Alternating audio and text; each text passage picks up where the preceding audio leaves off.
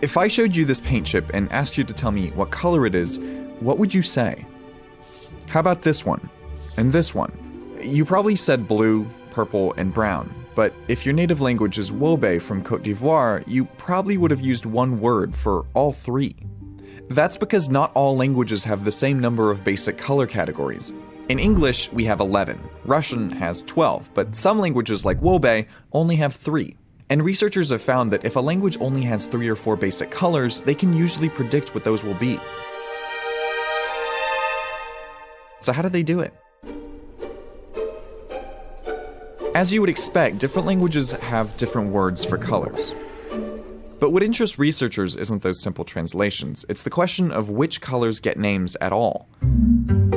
Because as much as we think of colors in categories, the truth is that color is a spectrum. It's not obvious why we should have a basic color term for this color, but not this one. And until the 1960s, it was widely believed by anthropologists that cultures would just choose from the spectrum randomly.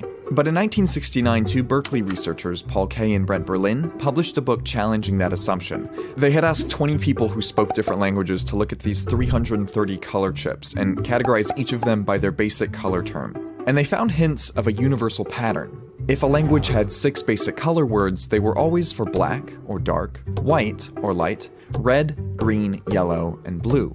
If it had 4 terms, they were for black, white, red, and then either green or yellow.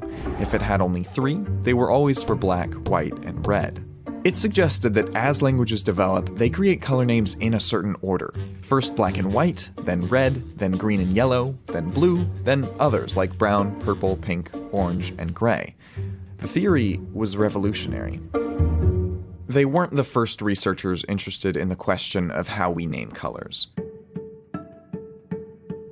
In 1858, William Gladstone, who would later become a 4-term British Prime Minister, published a book on the ancient Greek works of Homer.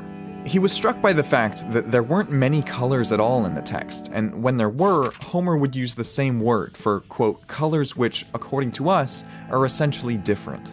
He used the same word for purple to describe blood, a dark cloud, a wave, and a rainbow, and he referred to the sea as wine-looking. Gladstone didn't find any references to blue or orange at all. Some researchers took this and other ancient writings to wrongly speculate that earlier societies were colorblind. Later in the 19th century, an anthropologist named W.H.R. Rivers went on an expedition to Papua New Guinea, where he found that some tribes only had words for red, white, and black, while others had additional words for blue and green.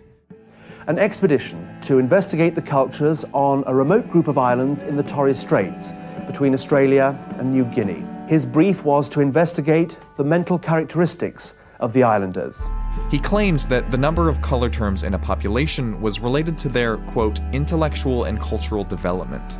And he used his findings to claim that Papuans were less physically evolved than Europeans. Berlin and Kay didn't make those racist claims, but their color hierarchy attracted a lot of criticism. For one thing, critics pointed out that the study used a small sample size, 20 people, all of whom were bilingual English speakers, not monolingual native speakers, and almost all of the languages were from industrialized societies, hardly the best portrait of the entire world. But it also had to do with defining what a basic color term is. In the Yele language in Papua New Guinea, for example, there are only basic color terms for black, white, and red.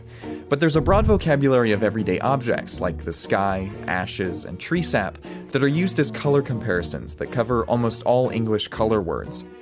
There are also languages like Hanuno'o from the Philippines, where a word can communicate both color and a physical feeling.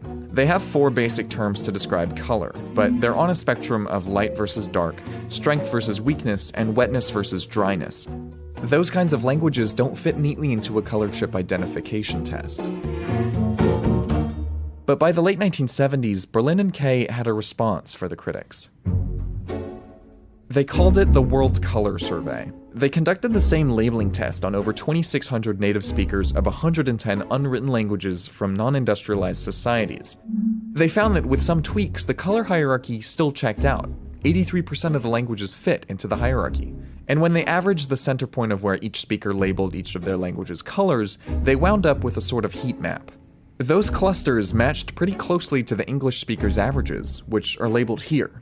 Here's how Paul Kay puts it. It just turns out that most languages make cuts in the same place. Some languages make fewer cuts than others. So these color stages are widespread throughout the world. But why? Why would a word for red come before a word for blue? Some have speculated that the stages correspond to the salience of the color in the natural environment. Red is in blood and in dirt. Blue, on the other hand, was fairly scarce before manufacturing. Recently, cognitive science researchers have explored this question by running computer simulations of how language evolves through conversations between people.